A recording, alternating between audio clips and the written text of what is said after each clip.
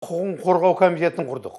Ондағы мақсатымыз комиссияның жұмысын ары қарай жалғастырудың ұтымды амалдарын табу еді. Яғни, желтоқсан оқиғасының шындығын қалың халыққа қанша көп тарата білсек, сонша ұтылмайтынымызға көзіміз жетті. Бірақ ақпарат құралдары биліктің айтқанын орындайды. Желтоқсан оқиғасының оны тексеретін комиссиясының кешегі бүгінгі шындығынан халықтың басым пайызы мүлде бейхабар еді. Мұхтар Шағановтың осы баяндамасынан кейін сол комиссияның құрамындағы сарапшылар тобында істеген адамдарды жасырын түрде қуғындау басталды. Ең алдымен Мұхтар Шахановтың өзіне, сонан кейін осы комиссияда белсенділік танытқан адамдардың барлығына жасырын КГБ өзінің іс-әрекетін бастады. Қазақ әдебиеті газетінде жарияланғаннан кейін жаңағы мақала. Бір аптадан соң мені Алматы қалалық прокуратурасы шақырды. Қаланың прокуроры Азаров деген тікелей өзі қабылдады. Ол бірінші күні де, екінші күні де, үшінші, бір апта мені шақырып алып, таңғы сағат 9-дан кешкі сағат 9-ға дейін жаңағы жеке кабинетте тергеушілерін салып қойып, бір сұрақты қайталай береді. Ал енді тергеушілердің өздері ауысып отырады, мені шығармайды. 7-ші күнге барған кезде бұлар маған алдыма қағаз қойды. Осы қағазды қол қойсаң, біз сені босатамыз деді. Ол қағазда былай деп жазылыпты. Мен пәленбай, осы Совет өкіметіне қарсы үгіт насихат жүргізгенімді мойындаймын. Мен енді ұлтшылдық көзқарасымды, бұдан кейінгі жаңағы Мәскеу саясатына қарсы ойларымды түзеймін. Бұның барлығы менің жаңағы еркімнен тыс болып жатқан дүниелер. Осының барлығын мен мына халық депутаты Мұхтар Шахановтың нұсқауымен істедім деп жазылыпты. Мен бұған қол қоймаймын дедім. Машинкаға басылған жарты бет парақ. Астына менің аты жөнім жазып қойыпты. Сосын бұлар мені абақтыға бір айға жабуға жаңағы республикалық прокурорға ұсыныс жіберді. Бірақ бір аптадан кейін мені бұлар еріксіз босатты. Себебі Москвадан Мұхтар Шаханов арнайы ұшып келіп, сол орталық комитетке, одан кейін прокуратураға өзі барып жүріп, барлығын аяғына тік тұрғызды. Содан кейін бұлар ары қарай бұл істі тереңдетуге жүректері бармады.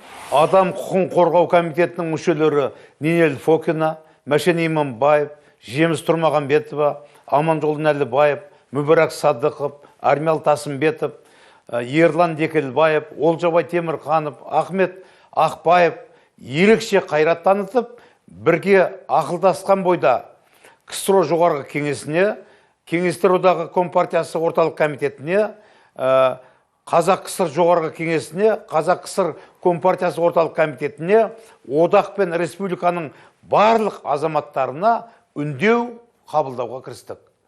Халықтың көкейдегі бар қыжылын түгел қамтуды мақсат еткен маңызы зор құжат 2 күн, 2 түн бас көтерілмей жазылды.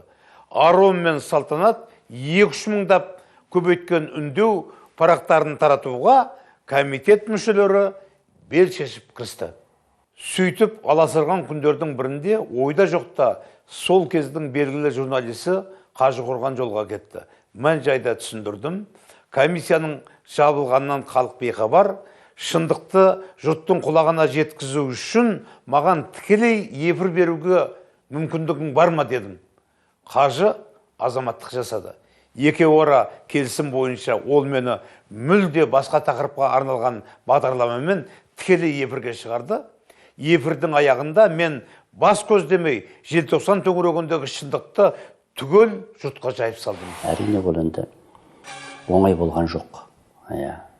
Мұхаңа да, Қажағаға да.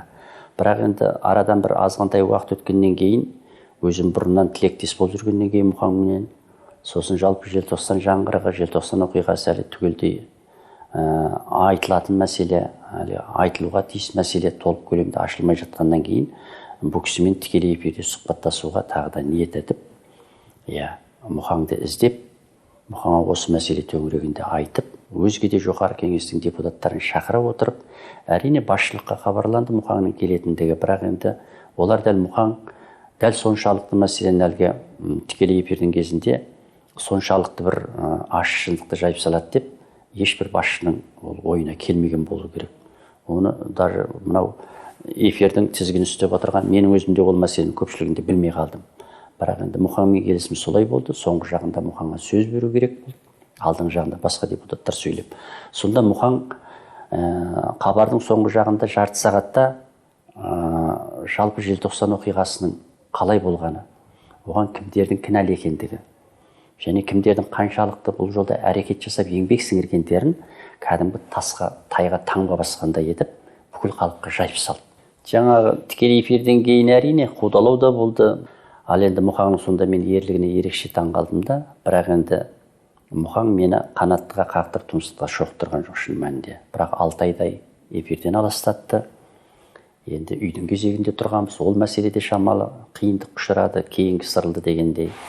Екінші эфирге өткен күні ертеңіне Қазақстан Компартиясы орталық комитетінің екінші хатшысы Ануфриев жұмыс орныма телефон соғып, сіз орталық комитет желтоқсанға қатысты қолдағы бар құжаттарды жойып, қалған қағаздарды комиссиядан жасырды деп, тікелей эфир арқылы халыққа екі дүркін мемлекет бірлігін бұзарлық ой тастадыңыз. Бүгінде сізге сенгендей басқа ешкімге сенбейтін халық алаңға екінші рет жиналса, тағы қан төгіс болуы мүмкін. Сондықтан біз тағы да ашық эфир ұйымдастырайық. Сіз кешегі сөзіңізді жұмсартыңыз, есесіне біз сізге комиссия жұмысын жандандыруға көмектесеміз деді. Ойыма бір қулық сап етті де, мен Ануфриевпен келісімге келдім. Ұзамай ашық эфирге қайта шықтым. Менен өзге де шақырылғандар бар екен.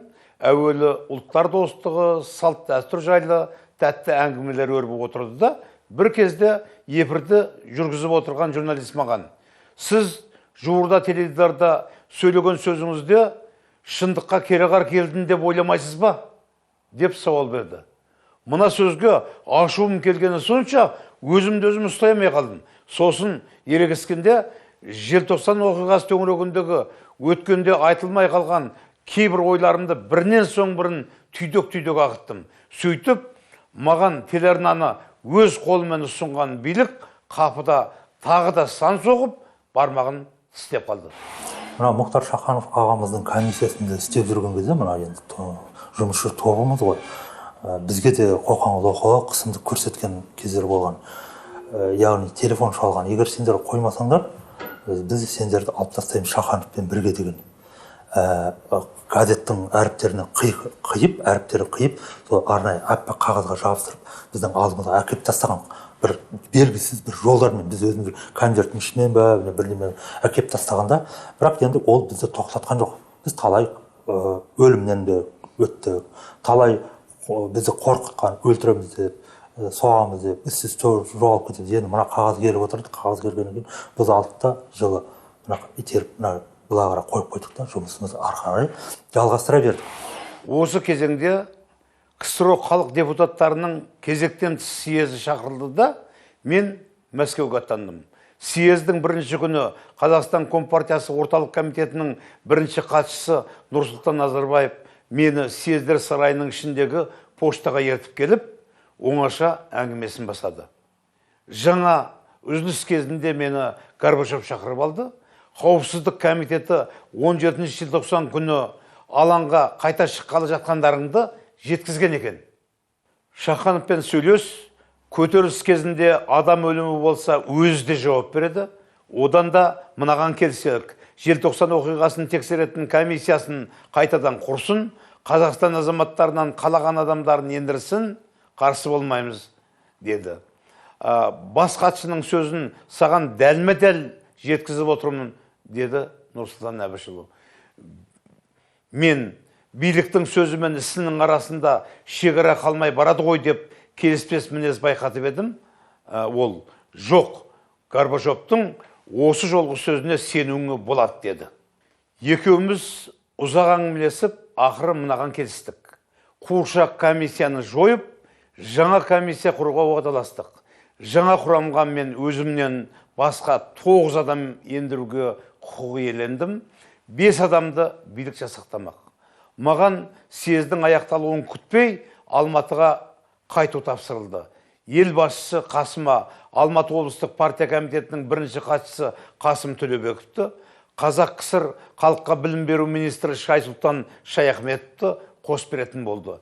Республика басшысы сол жерде отырып, орыс тілінде менің Алматы қалалық газеттерінде жариялануға тиісті үндеу хатымды жазып берді. Сол түні Алматыға ұшақпен жетіп, келесі күні жоғарғы және арнаулы оқу орындарында қазақ жастары көп шоғырланған 2 өнеркәсіпте ертеден кешке дейін 6 кездесу өткіздім. Сөзімнің мазмұны: билік желтоқсан оқиғасының ақ-қарасын тексеруге негізделген жабылған комиссияны қайта ашуға уәде етті. Бас хатшы Горбачевтың және Қазақстан билігінің осы жолғы берген уәдесіне сенелік, сол үшін де 17 желтоқсан күні алаңға шығуды доғаралық деген сөздер болды. Сонымен 1990 жыл 31 қаңтарда Жоғарғы кеңес президиумының мына қаулысы жарияланды. 1989 жыл 14 қарашада Қазақ КСР Жоғарғы кеңесінің қаулысымен құрылған жұмысшы тобының құрамы қосымша адамдармен толықтырылып, аты 1986 жылғы Алматыдағы 17-18 желтоқсан оқиғасын тексеретін Қазақ КСР Жоғарғы кеңесі президиумы комиссиясы деп өзгертілсін. 4-ші рет құрылған комиссияға мен өз тарапымнан 9 емес 11 адам ендірдім. Шұғыл іске кірісіп кеттік. Әр қайсысының мүмкіндігіне, қызмет жағдайына қарай жеке-жеке тапсырма бердік. Бірақ комиссияның тең төрағасы Қадыр Мырзалиев ағамыз тым құрыса 1 рет жиынға қатысқан жоқ. Кейіннен ол кісінің бар жоғын есепке де алмауға тырыстық. Билік жағынан енген комиссия мүшелері жұмыс істемеді деп айтуға болады.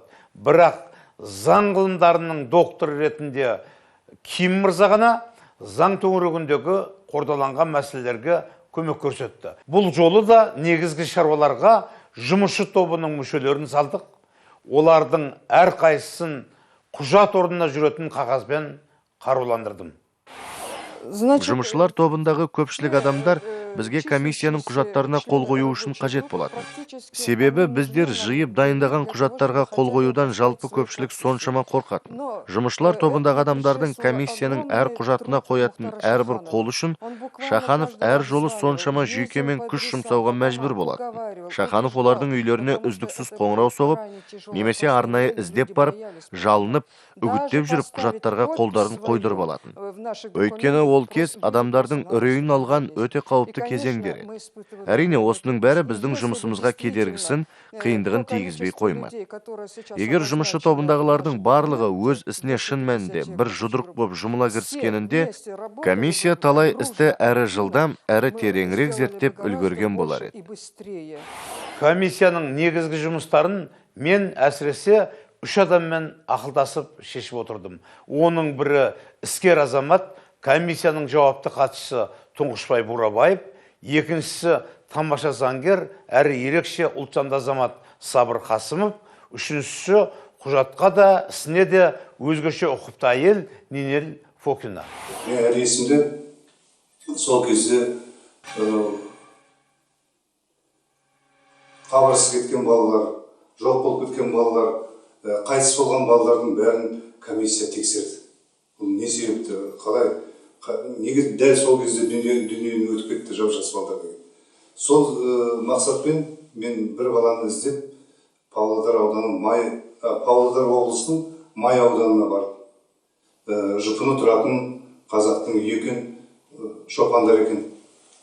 Сол кезде бір елдер келіп қалған азаматтар, әкесі, шешесі баланың тірі екен, әңгімелестік, сұрадым мен баласы жөнінде. Сонда олар баламыз өз ажалынан дүниеден өтті. Ауылда Алматыда келін бар деді, кішкентай бала қалып деді, бірақ адресін білмейміз, мекен жайын білмейміз деп мені қашқақтатып, жаңағы келінге де жұмсамады. Бірақ мен бір байқағаным, анасының көзіндегі мұңында көп нәрсені айта алмай отырғандығын сездім. Шынында да сол кездегі дүниеден өтіп кеткен, жаңағы құрбан болған, желтоқсан оқиғасына құрбан болған көптеген балалардың әке-шешесі іштен айтпауға уәде беріп оян болу керек. Мен оны басқа аудандардан да, елге барғанда біздің ауылдағы адамдардан да байқадым. Оқудан шығып кеткен балалар үн жоқ, түн жоқ, жаңағы ауылда қойшының көмекшісі болып, сөйтіп жұмыс істеп жүр. Сонда біреулер айтатын, осы балаларды анда-санда 2 айда бір рет келіп, бір кісілер әңгімелесіп, тексеріп, ақыл беріп кетеді. Желтоқсан төңірегіндегі жинақталған проблемалар мынадай ойға тіреді. Егер желтоқсан шындығын бүкіл әлемге жария етпесек, жазықсыз істі болған жастардың жан дауысын ғалам жұртшылығының құлағына жеткізбесек, кеңестер одағында жеңіске жету мүмкін емес. Ол үшін не істеу керек? Тар шеңбір құрсауынан шығатын жалғыз жол бар. Осы кезге дейін қол жеткізіп, беті ашылған шындықты шетел оқырмандарына жария ету. Олар қолдап әкетсе, ақиқат аяққа тапталмасын деп шуласа, билік тұтқасында отырғандар аяғын тарта бастауы мүмкін. Осының амалын қалай табуды ойлап тұйыққа тіреліп жүрген күндердің бірінде жерден тілегенім көктен түсіп, күтпеген жерден Түркиядан хат алдым. Түрік мәдени орталығының басшысы профессор Туран Yazgan еліне шығармашылық сапармен келіп қайтуға шақырыпты. 1990 жылы мен Қазақстан сыртқы істер министрінің орынбасары болып қызмет атқардым. Сыртқы істер министрі болып Арыстанбекова Ақмарал Хайдарова еді. Бір күні жұмыс бабында мен министрдің кабинеті кірсем, Арыстанбекованың алдында сол уақыттағы КСРО халық депутаты белгілі ақын Мұхтар Шаханов отыр екен. Сөзіне қарасам, екеуі айтысып отыр. Мұхтар Шаханов Түркиядан шақыру алыпты, соған байланысты Түркияға жүруге рұқсат қағаз сұрап отыр. Арыстанбекова оған көнбей, біз бере алмаймыз, біздің ондай құқымыз жоқ, біз оны келісуіміз керек, Москвадан сұрауымыз керек деп әртүрлі сылтау айтып отырды. Ақыр аяғында Мұхтар Шаханов пен Арыстанбекова ешқандай келісімге келе алмады. Ол кездер Шахановтың атының өзі билікке үрей туғызып, оны шетел сапарына шығармау бойынша біздің министрлік билік тарапынан жасырын тапсырма алған шақ болатын.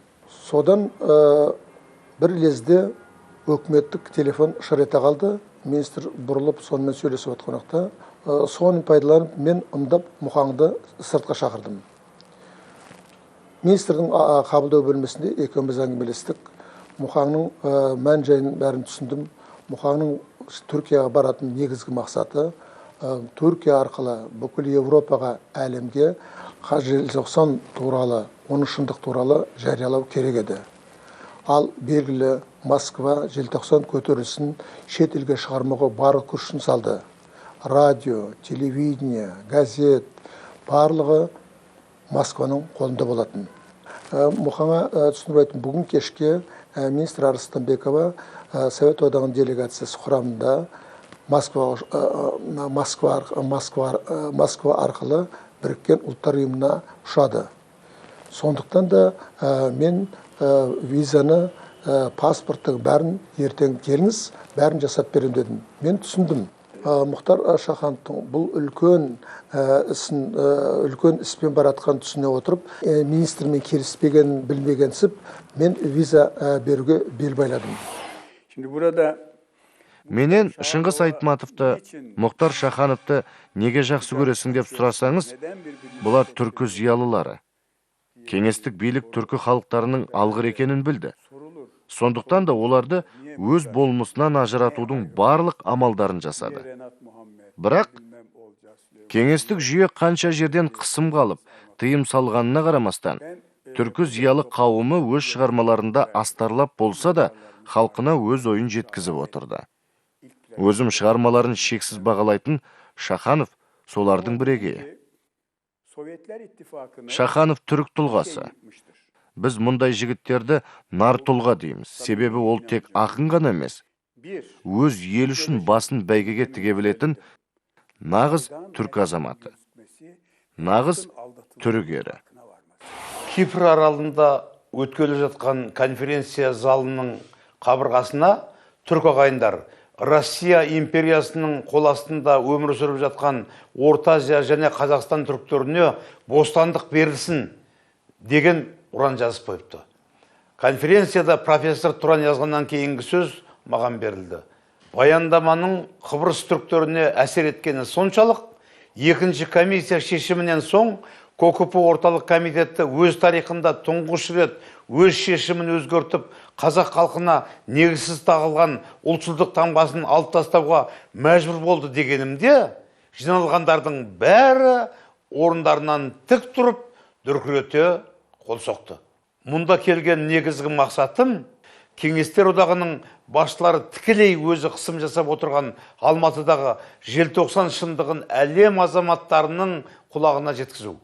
Өйткені Горбачевтың өзі және оның қасындағы адамдар осы соңғы кезге дейін менің елшіммен рухтастық, достық қатынаста екенімді білгеннен кейін ғана аяғын тартыңқырап жүр. Әйтпесе, олар үшін менің көзімді жойып, комиссия шешімін өздері қалаған арнаға бұра салу пәлендей қиындық тудырмас еді. Тұранбай екеуміздің арамызда осы мәселе төңірегінде ұзақ әңгіме болды. Öldürüleceğinden hiç şüphem. Кипр аралында өткен конференциядан кейін Мұхтардың түрік зиялы қауымымен, бұқаралық ақпарат құралдары өкілдерімен, басқа мемлекеттерден келген зиялы қауым өкілдерімен кездесулерін ұйымдастырдым. Шахановтың өз елінде ұлтараздық тудыру жолындағы емес, ұлтының намысы үшін бейбіт күресіп жүрген қайраткер екенін тек қана Түркияға емес, бүкіл дүние жүзіне жеткізуге тырыстым. Жеткіздім де. Әрине, бұл жолда мен жалғыз емес едім. Маған көмектескен адамдар көп болды. Мюнхенге қоңырау соғып, Азаттық радиосының қазақ бөлімін басқаратын Хасан Оралтайдан желтоқсан көтерілісі жайлы бар шындықты әлемге жария ету үшін Шахановқа барынша көмектесуін сұрадым. Мұхтардың Азаттық радиосынан келген журналистке берген сұхбаты әлемнің ең басты 24 тіліне аударылып, Мюнхен радиосы арқылы бүкіл әлемге тарады. Стамбулдың зиялы қауымы күнде кешкі аста Мұхтармен бас қосып кездесіп тұрды. Әскери басқармада, полиция басқармасында, университеттерде кездесулер ұйымдастырдық. Бірақ кеңес үкіметі Шахановты үнемі аңдумен жүрді. Мен Түркияда Мұхтардың қауіпсіздігін қолымнан келгенше қамтамасыз еттім. Мұхтардың баяндамаларын түрлі бақ құралдарына міндетті түрде суретімен тараттым. Соның арқасында Шахановты әлем таныды. Осыдан соң кеңес үкіметі Шахановқа тиісуден қорқты. Қорқуға мәжбүр болды. Біз осылайша Мұхтарды қорғай алдық. Елім айлап өткен өмір. Хасен Оралтай. Мұхтар Шахан сол кезге дейін Түркияға барған тұңғыш жоғары дәрежелі және ұлтжанды қазақ еді. Түркиядағы Шахановқа мен Мюнхеннен қоңырау соғып хабарластым. Түркиядағы түрік дүниесі зерттеу қорының бас хатшысы Сағадат Пынарға коммунистік бұғау астынан келген тұңғыш қонақты жақсы күтіңдер деп тапсырдым.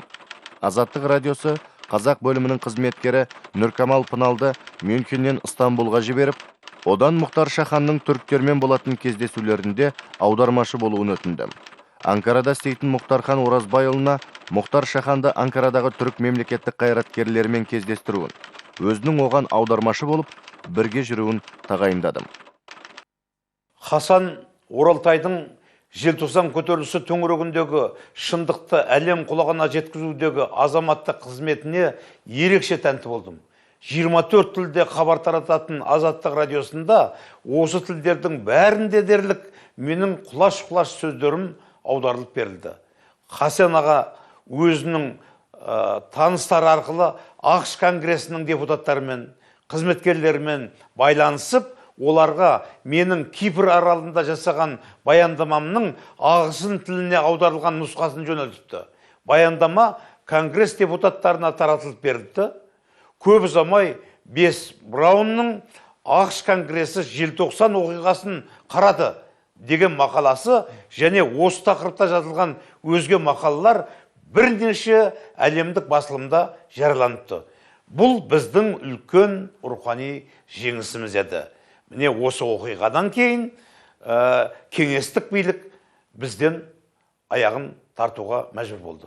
24 қыркүйекте Қазақ КСР жоғарғы кеңесінің желтоқсан оқиғасын тексерген комиссиясының тұжырымдары туралы қаулысы қабылданды. Яғни комиссия жұмысының нүктесі қойылып, комиссия желтоқсан көтерілісі қазақ халқының өзге ұлттарға қастандық сипаттағы емес, өз құқын талап еткен бас көтеруі болғанын дәлелдеді. Алаңның көтеріліске ұласуы билік басындағылардың шерушілермен бейбіт тіл табыса алмай қолдан шиеленістіргендігінен, олармен түсіністікке ұмтылуға емес, дегеннен қара күшке салғанынан келіп шыққан қасірет болды деген ұйғарым шығарды. Тұжырымдамада желтоқсан көтерілісінің теріс сипат алуына кінәлі 41 адамның аты аталып түсі түстелді. 2 орыс офицерінің әскери күштердің араласуына орай оқиғаға көп адам мерт болды деген мәлімдемесін ашық жарияладық. Осыларды тиянақты түрде тексеру, жауап алу ісін билікке, прокуратураға, сот орындарына тікелей міндеттедік. Желтоқсанда шерушілерді қуып тарату ісіне сапер күректері, темір білемдер, резинка сойылдар, өрт сөндіргіш көліктері, иттер қолданылғанын дәлелдеп, ұсталғандар мен жарақат алғандардың тура санын анықтадық. Желтоқсан оқиғасы күндері табандылық пен ерлік қайрат көрсеткен үшін марапатталған Қазақ КСР ішкі істер министрі Князев пен оның орынбасары Басаровтан бастап, барлық құқық қорғау қызметкерлері мен әскерилерден марапаттарды қайта алып тастауды және желтоқсан оқиғасындағы қылмысқа тікелей қатысы бар ірі шенділер мен билік басы өкілдерінің қызметтен босатылуын, олардың қызметте өскендерінің ісін қайта қарауды талап еттік. Оқиғаға орай сотталғандар мен қаза тапқандардың ісін қайта қарауды сұрап, 17 желтоқсанды демократиялық жаңару күні деп белгілеуді ұсындық. Қазақ жастарына нашақор, маскүнем, бұзақы деп жала жауып, оларға әскер күшін қарсы қоюға рұқсат берген үшін КОКП орталық комитетінің Горбачев бастаған саяси бюросы айыпты деп танылсын деген сөйлем енгіздік. Қазақ КСР жоғарғы кеңесі төралқасының төрағасы Асанбаев және басқа басшылар бұл мүмкін емес қой. Кеңестер одағын кім басқарып отырғанын ұмытқансыз ба деп таңғалысты. Мен қасарысып тұрып алдым. Ақыры Горбачев бастаған деген сөйлемді сызуына ғана келісім бердім. Комиссияның соңғы тұжырымдамасы сессияда оқылды. Сол құжат жарияланған күннің ертеңіне маған елбасы Горбачевтың өзіне қоңырау соғып, комиссияны неге сонша тайраңдатасыңдар деп қатты ренжігенін жеткізді. 24 қыркүйекте Қазақ КСР жоғарғы кеңесінің ұйғарымы жарияланды, бірақ сол ұйғарым әлі күнге дейін күшіне енетін емес. Халықтық бақылау комитетінің төрағасы қызметінде жүрген Геннадий Колбин Горбачевқа кіріп, оны 1986 жылғы Алматыдағы желтоқсан оқиғасын тексерген комиссияның шешімін жоққа шығару және мундир намысын қорғау мақсатында КСРО қауіпсіздік комитеті, КСРО ішкі істер министрлігі, КСРО прокуратурасы қызметкерлерінен арнайы комиссия құрғызуға көндіреді. Осы 3 саланың адамдарынан құрылған комиссия тез арада Қазақстанға келіп іске кірісті. Олар өздерінің кейбір шешімдері жайлы баспасөзге сұхбат та беріп үлгерді. Валуйский. КСРО халық депутаты Мұхтар Шаханов КСРО халық депутаттарының бірінші съезінде 1986 жылы Алматыдағы желтоқсан оқиғасында бейбіт шерушілерге қарсы одақ бойынша тұңғыш рет сапер күректері, қызметтік иттер қолданылып, әйел қыздарды резеңке сойылдар және керзі етіктермен таяққа жықты. Оқиғада құрбан болған бейбіт шерушілер саны әлі күнге жасырылып, құқық қорғау қызметкерлерінің шерушілерге қолданған заңсыз іс-әрекеттері құпия түрде қалуда деген мәліметтер берді. Бірақ тексеру барысында бұл мәліметтердің ешбірі құжаттар негізінде шындықпен сәйкеспеді. КСРО прокуратурасының мемлекеттік қауіпсіздігі бойынша заң атқарушылар басқармасының прокуроры. Осы кезде мен КСРО президенті Горбачевқа, КСРО жоғарғы кеңесінің төрағасы Лукьяновқа ашық хат жолдадым, және ол хатты түгелдей КСРО халық депутаттарына, жоғарғы кеңес мүшелеріне таратып бердім. 4-ші съезд кезіндегі бір үзілісте не де болса ушыққалы тұрған үлкен мәселенің анық-қанығына көз жеткізбекке бел буып, жолдаған хаттың жайын білмекке Лукьяновқа жолығып едім. Сонымен сіз Мемлекеттік қауіпсіздік комитетінің, Ішкі істер министрлігі мен бас прокуратураның желтоқсан оқиғасын тексеруіне қарсысыз ғой, деді. Солай. Өйткені қылмыс солардың қолымен жасалды. Енді комиссия құрып өздері ақтап алмақ па? Мұны естісе, ашынған халықтың қайтадан бас көтеруі мүмкін дедім. Талабыңызға жауапты Горбачевпен ақылдасып алғаннан кейін айтайын деп еді. Біз 86 жылғы желтоқсан оқиғасының тікелей ушығуына кінәлі 41 адамның атын атап түсіндік. Комиссия тұжырымдамасында Колбинді КСРО халықтық бақылау комитетінің төрағалығынан тайдыру туралы ұсыныс бар. Біз әзірлеген тізім Горбачевтен басталушы еді. Қазақстандағы билік табан тіреп тұрып алған соң, Горбачевті алып тастауға амалсыздан мәжбүр болдық, деп онан сайын ерегісті мен Лукьяновпен. Сонда ол, бұрынғы билік салтанат құрып тұрғанда, желтоқсан төңірегіндегі әрбір ісіңізбен сөзің үшін әлде қашан түрмеде жатқан болар едіңіз. Ертең сессиядан соң жолғайық. Қандай тоқтамға келгенімізді сол жерде анық білесіз, деді. Арадан бір күн өткенде, сонымен жолдас Шаханов, сіз жеңдіңіз, деді Анатолий Иванович маған. Қоғамға өзіңіз сияқты қайсар ақындардың да қажет екенін дәлелдедіңіз. Енді сіз басқарған парламенттік комиссия шешіміне Мемлекеттік қауіпсіздік комитеті, Ішкі істер министрлігі және бас прокуратура тұжырымдамасы қарсы қойылмайтын болды. Осыған мен Михаил Сергеевичті көндірдім, деді. Олар қайткен күнде де біздің комиссияның жұмысын жоққа шығаруды мақсат еткен еді. Осы кезде екі арада тағы да майдан, кезекті майдан түрі басталды. Біз де өліспей беріспеуге бекіндік. Осы орайда Мұхтар Шахановқа лайықты рахметімізді айтуға міндеттіміз. Ол азамат ретінде де, жеке тұлға ретінде де, осы 5-ші комиссияның жұмысын тоқтату жолында соншама жанталасты. Бар күшін салып, бізді қайта жиып, қайта жұмылдырып, ұйымдастырып, қайта майдан бастады. Соның арқасында жеңіс біздікі болды. 4-ші комиссияның тұжырымдары, дәлелдері ақыры мойындалды. 1990 жылдың күзінде Мәскеудегі жақтастарының қолдауымен 1986 жылғы желтоқсан оқиғасын тексеру комиссиясы мүшелерінің және отандық шетелдік журналистердің қатысуымен Мәскеуде көмір өнеркәсібінің мәжіліс залында үлкен жиын ұйымдастырдым.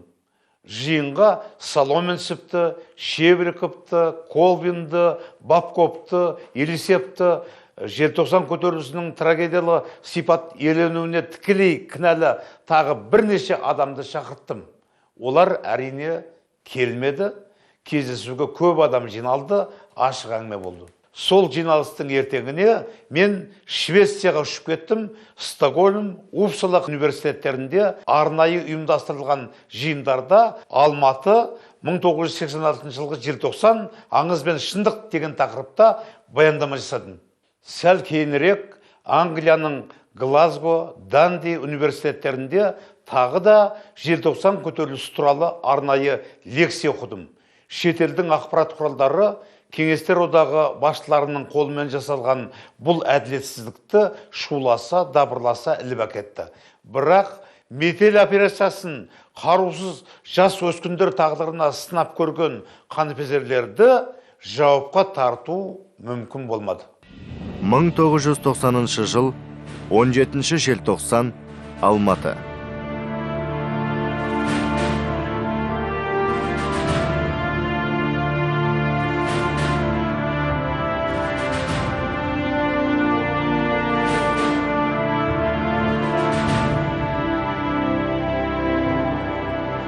4 жыл бұрын ұлт намысы үшін қан төгіп мерт тіккен және мерт болғандар құрметіне ескерткіш тақтайша ашылу рәсіміне Алматының бас алаңына 20 мыңнан астам халық жиылды.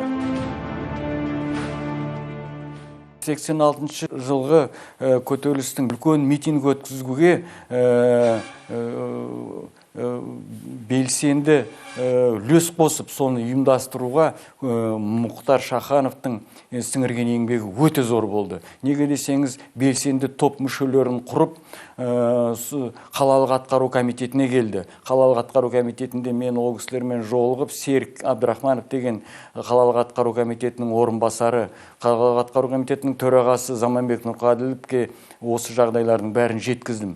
Сол кезде Заманбек пенен Серік Абдрахмановтар кімменен Шахановтың белсенді тобыменен түнгі сағат 1-ге 2-ге шейін отырып, көптеген жұмыстар жүргізді. Енді бұл белсенді топтың мүшелері, ондаған жігіттер мен қыздар әрбір қаланың бұрыш-бұрыштарын аралап, оқу орындарына барып, халықты ұйымдастыру үшін көптеген еңбек сіңірді. Идеологиялық басында Мұхаң тұрды, Мұхтар Шаханов. Қазақ жеңді. Бірақ ұлтын жеңіске жеткізу үшін санаулы ғана азаматтардың мылтықсыз майданда күрес кешкенін жалпақ ел толық біле бермей, білгені ескеруге сара.